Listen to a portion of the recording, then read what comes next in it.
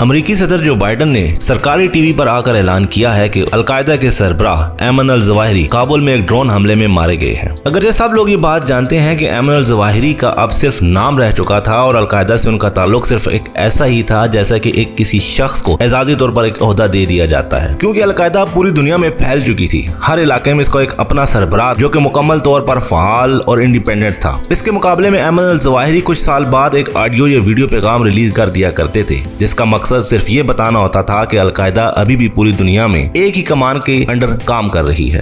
अब सवाल ये पैदा होता है कि आखिर अमेरिका को ऐमन अल ज़वाहिरी को मारने का फायदा क्या हुआ। यहाँ पर कुछ ऐसे चौंका देने वाले हकायक हम आपको बताना चाहते हैं जिन्हें सुनकर आपके रोंगटे खड़े हो जाएंगे। जैसा कि हम जानते हैं कि ओसामा बिन लादेन को मारने का मकसद सिर्फ इलेक्शन मुहिम में अपनी कामयाबी को यकीनी बनाना था। इसी तरह से जो बाइडन ने ऐमन अल ज़वाहिरी को मारकर वो फायदा हासिल किया जिसका तस्वुर भी हम नहीं कर सकते। आपके लिए ये बात हैरान कुन होगी कि इससे पहले ऐमन अल ज़वाहिरी की बीवी यानी उसकी जोजा पाकिस्तान में एक ड्रोन हमले में मारी गई, लेकिन उस वक्त पाकिस्तान में वो क्या कर रही थी और किसके पास रह रही थी, ये बात हैरान कुन है। अफगानिस्तान में इस वक्त कंधारी तालिबान और हक्कानी नेटवर्क के दरमियान एक खूनी कशमकश का आगाज हो चुका है। कंधारी तालिबान ये समझते हैं कि उन्होंने जो कुछ हासिल किया है अफगानिस्तान के अंदर वो उनकी वजह से हासिल हुआ है। उनके मुकाबले में हक्कानी नेटवर्क का कहना है कि सिर्फ उनके जंगजुआना अज़ाइम, उनके खुदकुश हमलों और उनकी वार टैक्टिक्स की वजह से अमेरिका अफगानिस्तान से निकला। अब सूरत हाल ये है कि कलीदी ओहदों पर हक्कानी और कंधारी तालिबान दोनों काबिज हैं और उनके मुकाबले में दूसरे तालिबान को वो मकाम हासिल नहीं हो रहा जिसकी जद्दोजहद वो गुज़िश्ता कई दिहाइयों से कर रहे हैं। लेकिन अहम ओहदे हासिल करने के बाद भी तालिबान में हक्कानी नेटवर्क और कंधारी तालिबान के दरमियान लड़ाई का आगाज हो चुका है। अब सवाल ये पैदा होता है कि ऐमन अल ज़वाहिरी को आखिरकार अमेरिका ने ड्रोन हमले से क्यों मारा,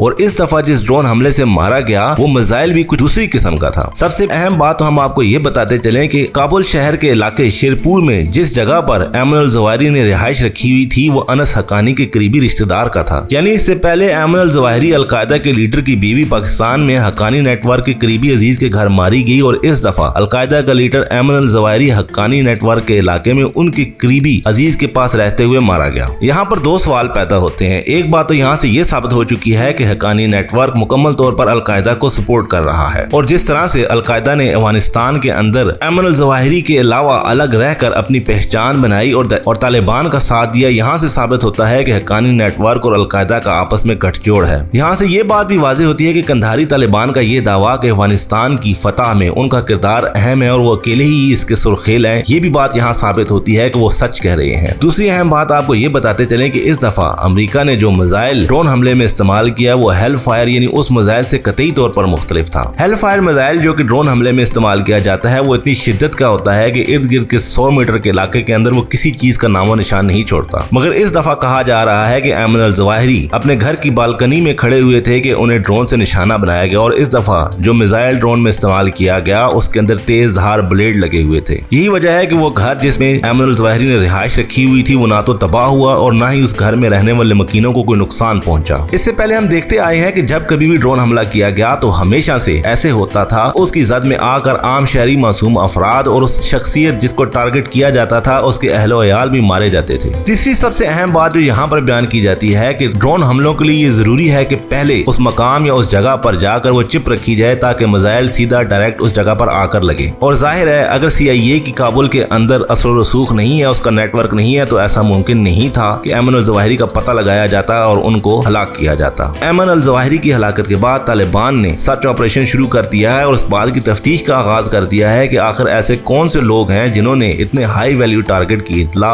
अमरीकियों को दी। यहाँ से ये बात साबित होती है कि अमेरिका अफगानिस्तान से तो चला गया है मगर उसका असर रसूख अभी तक कायम है और वो नेटवर्क जिसे CIA चला रही है वो अभी तक काबुल के अंदर फाल है। इसका मतलब ये हुआ कि आइंदा भी जो हमले अफगानिस्तान या काबुल शहर के अंदर होंगे उनमें CIA का हाथ होगा और जब CIA का हाथ होगा तो इसका मतलब तो ये हुआ कि तालिबान के लिए मुल्क के अंदर अमन कायम करना इतना आसान नहीं है। और जैसा कि सब लोग ये राय दे रहे थे कि अफगानिस्तान के अंदर जंग खत्म हो चुकी है, अब यूं महसूस होता है कि ये जंग लंबे अरसे तक चलेगी। आइए अब आपको बताते हैं कि आखिर ऐमन अल ज़वाहिरी कौन थे। ऐमन अल ज़वाहिरी 19 जून 1951 को मिस्र के दारुल हुकूमत काहिरा में पैदा हुए। वो मुतवस्सत तबके से ताल्लुक रखने वाले डॉक्टरों और उलमा के काबिल एहतराम घराने का हिस्सा थे। ऐमन अल ज़वाहिरी के दादा राबिया अल ज़वाहिरी मशरिक़ वस्ता के सुन्नी तालीमात के मरकज अल अज़हर के इमाम थे। इस अरसा में उनके एक चचा अरब लीग के सेक्रेटरी जनरल भी रहे। ऐमन अल ज़वाहिरी स्कूल के जमाने से ही मजहबी सियासत में शामिल हो गए। उन्हें 15 बरस की उम्र में मिस्र की कलअदम करार दी जाने वाली कदीम तरीन और बड़ी इस्लामी اسلامی تنظیم الاخوان المسلمون کا رکن بننے کی وجہ سے گرفتار کیا گیا۔ یہاں سے یہ ثابت ہوتا ہے کہ ایمن الظواہری کا بچپن نہایت خوشحال گزرا، اور ہمیں یہ بھی پتہ چلتا ہے کہ اس زمانے میں امریکہ کی ناانصافیوں کی وجہ سے عرب ممالک کے اندر عام عوام کے اندر اتنا اشتعال پھیل چکا تھا کہ وہ چاہتے تھے کہ وہ کسی طریقے سے بھی امریکہ کو نیچا دکھائیں۔ ایمن الظواہری کے والد محمد ادویات سازی کے پروفیسر تھے،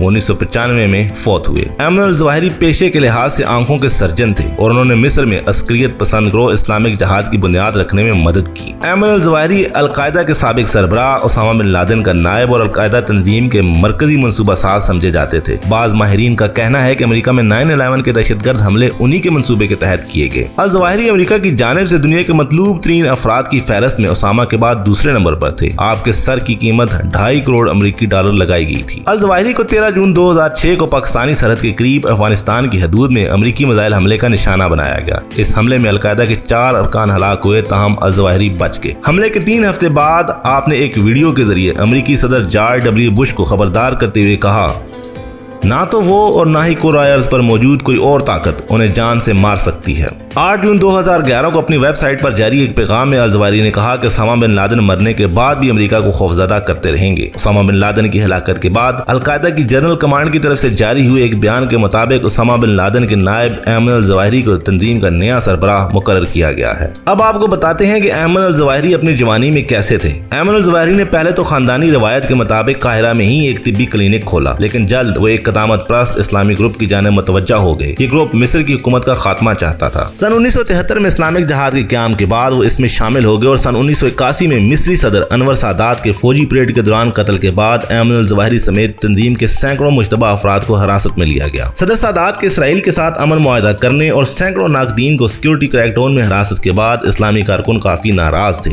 ان افراد کے خلاف مقدمہ قائم کرنے کے دوران الظواہری ایک رہنما کے طور پر سامنے آئے۔ اس وقت مصر کی صورتحال یہ تھی کہ ایک ایسا معاہدہ اسرائیل کے ساتھ قائم کیا گیا جس کے تحت فلسطینی کو کچھ آسانی حاصل ہو جانا تھی، اور اس کے بعد مصر کے صدر انور سادات کے بارے میں یہ بھی کہا جاتا تھا کہ وہ اسلام پسندوں کے خلاف سخت عزائم رکھتے ہیں۔ یہی وجہ ہے کہ مصر کی اسلامی تنظیمیں انور سادات کے خلاف تھیں۔ اب انور سادات جب مارے گئے تو اس کے پیچھے تو حسنی مبارک کا ہاتھ تھا، مگر الزام اسلامی تنظیموں پر دھرا گیا اور ان تنظیموں کے سینکڑوں افراد کو بے ایمانہ تشدد کا نشانہ بنایا گیا۔ یہی وجہ تھی کہ اسلامی تنظیموں کے اندر مصر کی حکومت کے خلاف نفرت مزید بڑھی۔ الظواہری صدر سادات کے قتل کے مقدمہ میں سے تو بری ہو گئے، تاہم انہیں غیر قانونی اسلحہ رکھنے پر 3 برس قید کی سزا ہوئی۔ جیل میں الظواہری کے ساتھ موجود قیدیوں کے مطابق حکام ان پر تشدد کرتے تھے۔ کہا جاتا ہے کہ یہی تجربہ ان کے اندر پرجوش اور پرتشدد انتہا پسندی کے جذبات پیدا کرنے کی وجہ بنا۔ سن 1985 میں رہائی کے بعد الظواہری سعودی عرب چلے گئے۔ اس کے فوراً بعد وہ پاکستان کے شہر پشاور آئے۔ یہاں سے وہ ہمسایہ ملک افغانستان چلے گئے۔ یہاں انہوں نے مصر کے اسلامک جہاد کی ایک شاخ بنائی اور ملک پر سوویت یونین کے قبضے کے دوران ایک ڈاکٹر کی حیثیت سے کام کیا۔ سن 1993 میں اس گروہ کے دوبارہ یکجا ہونے کے بعد وہ اس کے سربراہ بن گئے۔ مصر کے وزیر اعظم عاطف صدیقی سمیت کئی مصری وزیروں پر ہونے والے حملوں میں انہوں نے اہم کردار ادا کیا۔ انہی کے گروپ نے 90 کی دہائی کے وسط میں حکومت کا تختہ الٹنے اور مصر میں اسلامی ریاست کے قیام کے لیے ایک مہم چلائی، جس میں 1200 سے زائد مصری باشندے ہلاک ہوئے۔ سن 1999 میں مصر کی ایک فوجی عدالت نے اس گروپ کی جانب سے کیے گئے متعدد حملوں میں اہم کردار ادا کرنے پر انہیں غائبانہ طور پر سزائے موت سنائی۔ خیال کیا جاتا ہے کہ الظواہری نے 90 کی دہائی میں محفوظ ٹھکانوں اور مالی ذرائع کی تلاش میں دنیا بھر کا سفر کیا۔ مانا جاتا ہے کہ افغانستان سے سوویت انخلا کے بعد کے برسوں بعد وہ بلغاریہ، ڈنمارک اور سوئٹزرلینڈ میں بھی رہے، اور کبھی کبھی انہوں نے جعلی پاسپورٹس پر بلکان ممالک آسٹریا، یمن، عراق، ایران اور فلپائن کا سفر بھی کیا۔ دسمبر 1996 میں مبینہ طور پر انہیں بغیر کارآمد ویزا کے چچنیا کا سفر کرنے پر روس میں گرفتار کر لیا گیا، مگر الظواہری ایک تحریر میں یہ دعویٰ کیا کرتے تھے کہ روسی حکام ان کے کمپیوٹر میں موجود عربی دستاویزات کا ترجمہ نہیں کر سکے اور وہ یوں اپنی شناخت چھپانے میں کامیاب رہے۔ مانا جاتا ہے کہ سن 1997 میں الظواہری افغانستان کے شہر جلال آباد چلے گئے، جہاں اسامہ بن لادن مقیم تھے۔ ایک برس بعد مصری اسلامک جہاد نے اسامہ بن لادن کی القاعدہ سمیت 5 دیگر شدت پسند گروہوں کے اتحاد